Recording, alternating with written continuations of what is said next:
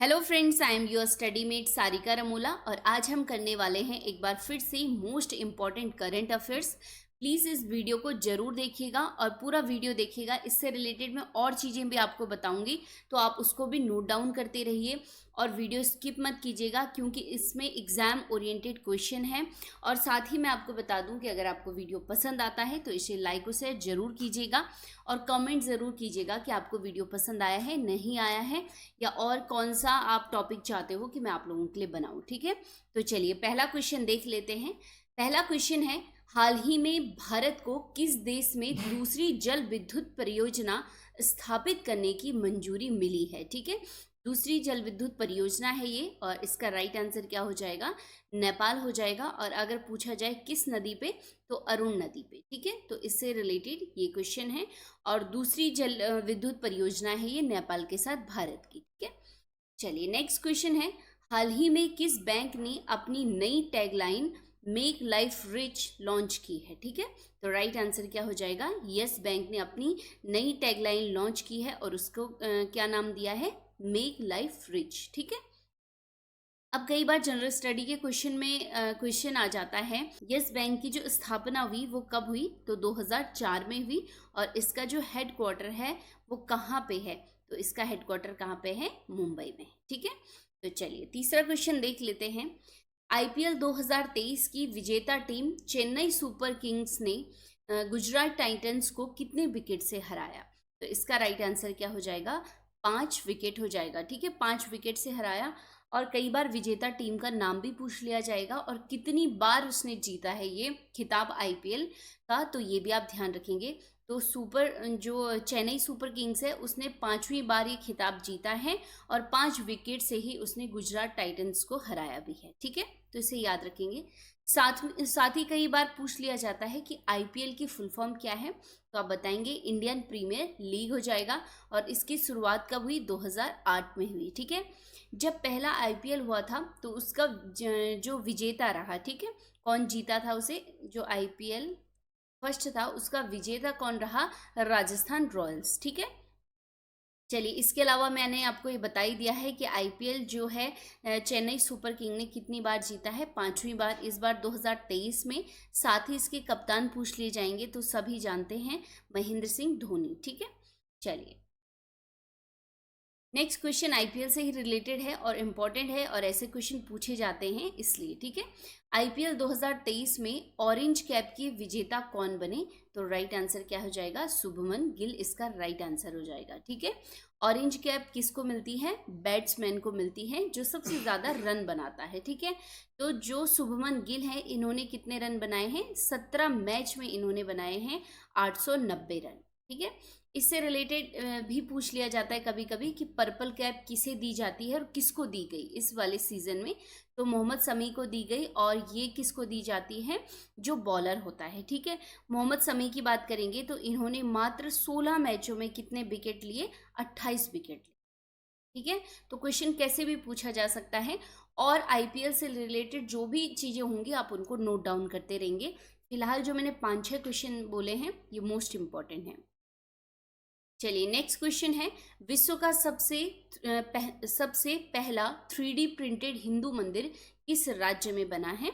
तो इसका right answer क्या हो जाएगा? तेलंगाना इसका राइट आंसर हो जाएगा। ठीक है, वैसे ऐसे क्वेश्चन पूछे नहीं जाते हैं लेकिन ज़्यादा लाइमलाइट में रहते हैं तो कभी कभी ऐसे पूछे क्वेश्चन जो होते हैं बन जाते हैं। ठीक है, तो सबसे बड़ा और पहला जो 3D प्रिंटेड हिंदू मंदिर है वो कहाँ पे है? तेलंगाना में। चलिए नेक्स्ट इंपॉर्टेंट क्वेश्चन देख लेते हैं, इसको इंपॉर्टेंट करिएगा। ठीक है, नेक्स्ट क्वेश्चन है, हाल ही में किसे 57वें ज्ञानपीठ पुरस्कार से सम्मानित किया गया? तो राइट आंसर क्या हो जाएगा? दामोदर मावजो को। ठीक है, इनको जो ये हैं दामोदर मावजो, ये गोवा के हैं। ठीक है, और गोवा में कौन सी भाषा होती है? कोंकणी। ठीक है, कोंकणी के लेखक हैं ये और पटकथा लेखक जो होते हैं। ठीक है, साथ ही अगर आपको मैं बता दूं, जो ज्ञानपीठ पुरस्कार दिया जाता है संविधान की जो 8वीं अनुसूची होती है उसमें जो 22 भाषाएं मौजूद हैं उनमें दिया जाता है। ठीक है, तो नाम याद रख देंगे, दामोदर मावजो और कौन से लेखक हैं? गोवा के कोंकणी लेखक। चलिए नेक्स्ट क्वेश्चन है, हाल ही में 2023 में भारत व यूरोपियन ग्लोबल गेटवे सम्मेलन का आयोजन कहाँ हुआ? तो इसका राइट आंसर क्या हो जाएगा? मेघालय इसका राइट आंसर हो जाएगा। ठीक है, तो देखिए आप, नॉर्थ ईस्ट में ये सम्मेलन हुआ और इसका मेन उद्देश्य क्या था कि भारत किस प्रकार से अपने उत्तर पूर्वी राज्यों के साथ अपनी कनेक्टिविटी को बढ़ाए। ठीक है, इसके लिए ये सम्मेलन हुआ भारत और यूरोपियन यूनियन ग्लोबल गेटवे का। ठीक है, तो मणिपुर अभी चर्चाओं में है, तो कभी आप लोग ऐसे गेस मत कर लीजिएगा कि मणिपुर चर्चाओं में इसलिए ऐसा क्वेश्चन दे दिया है और मणिपुर को टिक कर दिया। नहीं, आप लोग पढ़ के जाएंगे कोई भी एग्जाम हो। ठीक है, तो मेघालय क्या है इसका राइट आंसर है। चलिए, 8वां क्वेश्चन है, वित्त वर्ष 2022-23 में भारत की जीडीपी विकास दर कितनी रही? ठीक है, 22-23 की बात हो रही है, तो राइट आंसर क्या हो जाएगा? 7.2% हो जाएगा। ठीक है, ये क्वेश्चन पूछे जाते हैं करंट में। ठीक है, ये जो जैसे जीडीपी वगैरह और जो ये चला गया उसका भी पूछा जाता है, जरूर पूछा जाता है ये, तो इसको आप देख लेंगे। 9वां क्वेश्चन है, आईफा अवार्ड 2023 में बेस्ट एक्टर का पुरस्कार किसे मिला? तो राइट आंसर क्या हो जाएगा? ऋतिक रोशन हो जाएगा। और किसके लिए मिला इनको? विक्रम बेधा के लिए मिला है। ठीक है, चलिए, आईफा से रिलेटेड ही मैं को 2-4 चीज़ें और बता देती हूँ जो इम्पोर्टेंट हो जाता है। जैसे आईफा में बेस्ट एक्ट्रेस अवार्ड मिला आलिया भट्ट को, और किसके लिए? गंगूबाई काठियावाड़ी के लिए। ठीक है, नेक्स्ट है, आईफा में सर्वश्रेष्ठ निदेशक अवार्ड दिया आर माधवन को, और इसके अलावा बेस्ट फिल्म दृश्यम 2 को दिया गया। ठीक है, जो क्वेश्चन पूछे जाते हैं। इसके अलावा आईफा की फुल फॉर्म पूछ ली जाती है और क्या होती है? International Indian film academy award. ठीक है, और शुरुआत हुई थी इसकी 2000 से, और वर्ष 2023 में इसका आयोजन हुआ अबू धाबी में, और ये कहाँ पे है? यूएई में। ठीक है, चलिए, नेक्स्ट क्वेश्चन है, अंतर्राष्ट्रीय बुकर पुरस्कार 2023 के विजेता का नाम बताइए। तो इसका राइट आंसर क्या हो जाएगा? जॉर्जी गोस्पोडिनोव हो जाएगा। ठीक है, इनको ये पुरस्कार दिया गया और इनका जो एक इनकी बुक है टाइम शेल्टर, इसके लिए दिया गया। ठीक है, ध्यान रखिएगा। और ये इम्पोर्टेंट इस बार इसलिए हो जाता है क्योंकि ये बुल्गारिया के प्रथम लेखक हैं जिन्हें अंतर्राष्ट्रीय बुकर पुरस्कार से सम्मानित किया गया है। ठीक है, इनकी जो ये पुस्तक है टाइम शेल्टर, इसका अंग्रेजी अनुवाद किया है एंजेला रोडेल ने। ठीक है, इसे भी ध्यान रखेंगे। चलिए, तो इसको आप ध्यान से देख लेंगे कि ये पुरस्कार कब शुरू हुआ। ये आप लोगों के लिए एक होमवर्क है कि इस अंतर्राष्ट्रीय बुकर पुरस्कार की जो शुरुआत हुई वो कब हुई। ठीक है, नेक्स्ट क्वेश्चन है, नीति आयोग के कोविड ईयर 2020-21 की रिपोर्ट आई है। ठीक है, का वार्षिक स्वास्थ्य सूचकांक के अनुसार बड़े राज्यों की श्रेणी में पहले स्थान पर कौन सा राज्य रहा है? ठीक है, तो राइट आंसर क्या हो जाएगा? केरल इसका राइट आंसर हो जाएगा। अगर दूसरे नंबर पे पूछा जाएगा तो पहले नंबर पे केरल बता दिया मैंने। ठीक है, स्वास्थ्य सूचकांक में, दूसरे पे तमिलनाडु और तीसरे पे तेलंगाना। अगर क्वेश्चन आता है कि पर्वतीय छोटे राज्यों में प्रथम स्थान पे कौन सा राज्य रहा, तो तब त्रिपुरा इसका राइट आंसर हो जाएगा। चलिए, 12वां क्वेश्चन है, CAVA, पहले इसका फुल फॉर्म क्या होता है देख लीजिए। सेंट्रल एशियन वॉलीबॉल एसोसिएशन होता है। ठीक है, इसका फुल फॉर्म एक बार फिर से बोलती हूँ, सेंट्रल एशियन वॉलीबॉल एसोसिएशन इसका फुल फॉर्म होता है। तो जो ये प्रतियोगिता है महिला चैलेंज कप 2023 का खिताब किस देश ने जीता है? तो इसका राइट आंसर क्या हो जाएगा? भारत इसका राइट आंसर हो जाएगा। ठीक है, चलिए, नेक्स्ट क्वेश्चन है, हाल ही में किस देश के राजा नोरोडोम सिहमोली पहली बार भारत के राजकीय दौरे पर आए हैं? ठीक है, बहुत समय के बाद, अभी मैं आपको बताऊंगी। पहले हम देख लेते हैं कि किस देश के हैं ये राजा। तो राइट आंसर क्या हो जाएगा? कंबोडिया इसका राइट आंसर हो जाएगा। 2010 में, पीछे से हम देख लेते एक बार, 2010 में जब हमारी राष्ट्रपति थी श्रीमती प्रतिभा देवी सिंह पाटिल जी, वो गई थी कंबोडिया के दौरे पे। कब? 2010 में। इससे पहले की अगर बात करेंगे तो 1963 में कंबोडिया के राजा आए थे। ठीक है, कई बार ऐसे क्वेश्चन भी पूछ लिए जाते हैं। 1963 में कंबोडिया के राजा भारत आए थे, और उससे पहले 1959 में राष्ट्रपति डॉक्टर राजेंद्र प्रसाद भी कंबोडिया की यात्रा पे गए थे। और उसके बाद अगर आप देखेंगे तो पहली बार वो 1963 के बाद कहाँ आए हैं? भारत आए हैं। ठीक है, और कहाँ के राजा हैं? कंबोडिया के। दोस्ताना, अगर जो साउथ ईस्ट कंट्री हैं इसमें अगर सबसे जो अच्छा दोस्ताना देश कोई है तो वो कंबोडिया है। हर देश के लिए बहुत अच्छी कंट्री है ये, ठीक है। चलिए नेक्स्ट क्वेश्चन है, अटल भूजल योजना किस मंत्रालय द्वारा लागू की गई है? तो राइट आंसर क्या हो जाएगा? जल शक्ति मंत्रालय द्वारा। और उद्देश्य तो आप सभी जान रहे हैं, नाम ही से पता चल रहा है कि जो जमीन के अंदर भूजल जो होता है उसको प्रोटेक्ट करने के लिए किया जाता है। और माना जाता है इसमें जो उद्देश्य रखा गया है 2027, ठीक है, 2027 तक जो भूजल है उसको बढ़ाया जाएगा। इसके लिए जो टोटल धनराशि कई बार पूछ ली जाती है तो 6000 करोड़, ठीक है। अब यहाँ पे है जो ये 6000 करोड़ हैं, ये जो योजना है इस पे दो लोग इन्वेस्ट करेंगे, दो एजेंसी, एक तो हमारी केंद्र सरकार हो गई, ठीक है, कौन सी हो गई? केंद्र सरकार, और दूसरा हो जाएगा वर्ल्ड बैंक। यानी जो 6000 हैं, 3000 भारत की सरकार देगी, केंद्र सरकार, और 3000 करोड़ कौन देगा? विश्व बैंक देगा, ठीक है। तो इन दोनों की संयुक्त रूप से ये योजना है। चलिए 15वां क्वेश्चन है, हाल ही में किस राज्य के अहमदनगर, ठीक है, शहर का नाम बदलकर अहिल्या नगर किया गया है? तो राइट आंसर क्या हो जाएगा? महाराष्ट्र इसका राइट आंसर हो जाएगा। इसके अलावा भी अगर आप देखेंगे ये क्वेश्चन भी पूछे जा सकते हैं कि इससे पहले महाराष्ट्र सरकार ने औरंगाबाद का नाम बदलकर छत्रपति संभाजी नगर किया। इसके अलावा उस्मानाबाद का नाम धाराशिव किया, ठीक है। तो ये भी इंपॉर्टेंट हो जाते हैं, और मेन इंपॉर्टेंट अहिल्या नगर है अभी, ठीक है। चलिए 16वां क्वेश्चन है, हाल ही में किस बैडमिंटन खिलाड़ी ने मलेशिया मास्टर 2023 का खिताब जीता है? तो राइट आंसर क्या हो जाएगा? HS प्रणय ने, ठीक है। चलिए 17वां क्वेश्चन है, भारत ऑस्ट्रेलिया के किस शहर में वाणिज्यिक दूतावास खोलने की घोषणा की है? ठीक है, आप यहाँ पे देखिएगा कि भारत ऑस्ट्रेलिया के शहर में वाणिज्यिक दूतावास खोलेगा, ठीक है, और ऑस्ट्रेलिया भारत के। तो क्वेश्चन दोनों तरीके से पूछा जा सकता है। तो अभी क्वेश्चन क्या है कि भारत ऑस्ट्रेलिया के किस शहर में खोलेगा? तो राइट आंसर क्या हो जाएगा? ब्रिस्बेन इसका राइट आंसर हो जाएगा, ठीक है। अगर क्वेश्चन आएगा कि ऑस्ट्रेलिया भारत के किस शहर में वाणिज्यिक दूतावास खोलेगा, तो तब क्या आंसर आ जाएगा? बेंगलुरु, ठीक है, इसे ध्यान रखेंगे। साथ ही यहाँ पे विक्टोरिया शहर है, ये भी ऑस्ट्रेलिया में है। 2026 में जो कॉमनवेल्थ गेम होंगे वो विक्टोरिया में होंगे। इसके अलावा जो हैरिस पार्क है ऑस्ट्रेलिया में, इसका नाम बदलकर अभी क्या कर दिया गया है? लिटिल इंडिया पार्क कर दिया गया है, क्योंकि यहाँ पर भारतीयों की संख्या बहुत ज़्यादा है, ठीक है।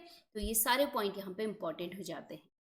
नेक्स्ट क्वेश्चन है, विश्व का सबसे बड़ा कार निर्यातक देश कौन बना? तो राइट आंसर क्या हो जाएगा? चीन इसका राइट आंसर हो जाएगा, ठीक है। नेक्स्ट क्वेश्चन है, हाल ही में किस देश ने अपना अंतरिक्ष मिशन सेनझाओ 16 अंतरिक्ष में भेजा है? तो राइट आंसर क्या हो जाएगा? चीन इसका राइट आंसर हो जाएगा। और ये मानव युक्त क्या है? ये अंतरिक्ष मिशन है, इसीलिए इम्पोर्टेंट है, ठीक है। इसके अलावा आपको मुझे बताना है ISS का पूरा नाम कमेंट बॉक्स में, ठीक है। और ये क्यों रिलेट है इससे, ये भी आप देखिएगा, पहले इसकी फुल फॉर्म बताइएगा, ठीक है। चलिए नेक्स्ट क्वेश्चन है, हाल ही में यूएनओ शांति सेना में भारत के दो सैनिक, उन दो सैनिकों का नाम बता देती हूँ, शिशुपाल सिंह और सावल राम, ठीक है। ये सैनिक शहीद हुए, इन्हें किस सम्मान से सम्मानित किया गया? तो राइट आंसर क्या हो जाएगा? डेग हैमर स्कॉल्ड मेडल से इन्हें सम्मानित किया गया, ठीक है। और आपको मैं बता दूं कि ये जो दोनों सैनिक शहीद हुए हैं, ये अफ्रीका शांति मिशन में कॉन्गो में गए थे, ठीक है। तो वहाँ पर ये दोनों शहीद हुए हैं। और एक बहुत बार एक क्वेश्चन पूछा जाता है कि यूएनओ की जो शांति सेना है, ठीक है, यूएनओ की जो शांति सेना होती है, इसमें विश्व के बहुत सारे देशों के सैनिक काम करते हैं। तो इसमें सबसे ज़्यादा जो संख्या है वो किसकी है? भारत की। सबसे ज़्यादा सैनिक किसके हैं? भारत के हैं। यूएनओ की स्थापना कई बार मैं बता चुकी हूँ, 24 अक्टूबर 1945 को हुई। और 24 अक्टूबर को क्या मनाया जाता है? यूएनओ स्थापना दिवस मनाया जाता है, ठीक है। नेक्स्ट क्वेश्चन है, हाल ही में वर्ष 2023-24 के लिए CII के अध्यक्ष के रूप में किसे नियुक्त किया गया है? तो राइट आंसर क्या हो जाएगा? R दिनेश इसका राइट आंसर हो जाएगा। CII यानी कॉन्फेडरेशन ऑफ इंडियन इंडस्ट्री, इसकी स्थापना हुई थी 1895 में, और इसका जो हेडक्वार्टर है वो कहाँ पे है? दिल्ली में, ठीक है, नई दिल्ली में है। तो ये भी ध्यान रखिएगा आप। चलिए 22वां क्वेश्चन है, मोतिहारी अमलेखगंज तेल पाइपलाइन के फेज 2 का शिलान्यास हाल ही में किया गया, यह भारत और किस देश की संयुक्त परियोजना है? तो राइट आंसर क्या हो जाएगा? नेपाल इसका राइट आंसर हो जाएगा। आप देखिएगा बिहार के मोतिहारी से ये स्टार्ट होगी और नेपाल के अमलेखगंज तक ही जाएगी। ठीक है, चलिए। और इसका जो उद्देश्य होगा इस पाइपलाइन का वो क्या होगा कि जो स्वच्छ पेट्रोलियम होता है उसको उपलब्ध कराना। नेक्स्ट क्वेश्चन है, जूनियर एशिया कप न्यूज़पेपर, या आपने देखा होगा अभी कल का ही करंट अफेयर है। जूनियर एशिया कप 2023 हॉकी का खिताब किस देश ने जीता है? तो राइट आंसर क्या हो जाएगा? भारत इसका राइट आंसर हो जाएगा। और हराया किसे? पाकिस्तान को। ठीक है, तो ये हो गए हैं करंट अफेयर। और अब हम देखेंगे इम्पोर्टेंट, जो जून महीने में इम्पॉर्टेंट डेज आते हैं, बहुत सारे आते हैं, लेकिन हम बहुत सारे अभी डिस्कस नहीं करेंगे, हम 4-4 5-5 करके डिस्कस करेंगे। ठीक है, तो आज के लिए मैं बहुत इम्पॉर्टेंट जो डेज हैं जून महीने के उनको लेके आई हूँ। ठीक है, चलिए पहले हम बात करते हैं सबसे पहले 1 जून की। तो 1 जून को मनाया जाता है विश्व दुग्ध दिवस, यानी वर्ल्ड मिल्क डे मनाया जाता है। इसको मनाना स्टार्ट किया गया था 2001 से। कई बार क्वेश्चन पूछ लिया जाता है। और यूएनओ का एक संघ है, कौन सा? FAO यानी फूड एंड एग्रीकल्चर ऑर्गेनाइजेशन, इसने स्टार्ट करवाया 2001 में।